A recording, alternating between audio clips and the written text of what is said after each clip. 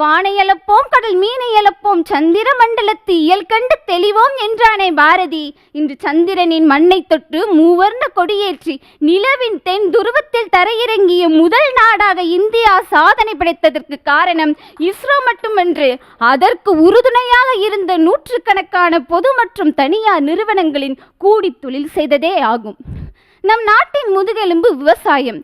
ஆனால் தனி ஒரு விவசாயி விதை வாங்குவதிலிருந்து சந்தைப்படுத்துவது வரை எத்தனை இன்னல்களை எதிர்கொள்கிறான். இந்நிலையை மாற்றத்தான் தமிழக அரசு உழவர் உற்பத்தியாளர் நிறுவனங்களை ஆயுதமாக செயல்படுத்தி வருகிறது. இன்று தமிழ்நாட்டில் விவசாயம் என்பது தனி மனித உழைப்பு அல்ல.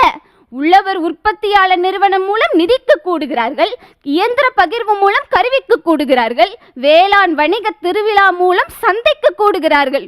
கூடி தொழில் செய்யும் இந்த சக்திதான் நம் தமிழ்நாட்டை இந்தியாவின் உணவு உற்பத்தியில் முன்னணியில் நிறுத்தியுள்ளது. தமிழோடு உறவாடு என்ற இந்நிகழ்ச்சி தனி மனித சிந்தனையில் உதித்தாலும் அதற்கு ஊடகத்துறை எனும் மாபெரும் கூட்டுத் தொழிலின் சக்தி தேவை. நாம் தனித்து போராடி சிறு சிறு வெற்றிகளை பெறலாம். ஆனால் கூடி செயல்பட்டால் சமுதாயமே வளர்ந்து மாபெரும் வரலாற்றை படைக்கலாம். அதனால் தான் தொலைநோக்கு பார்வையுடன் கூடி தொழில் செய் என்றான் பாரதி. கூடி தொழில் செய்வீரே, சுகம் கூடி வரும் வாழ்விலே. தொழில் செய், தொழில் செய், கூடி தொழில் செய். வாய்ப்பிற்கு நன்றி, வணக்கம்.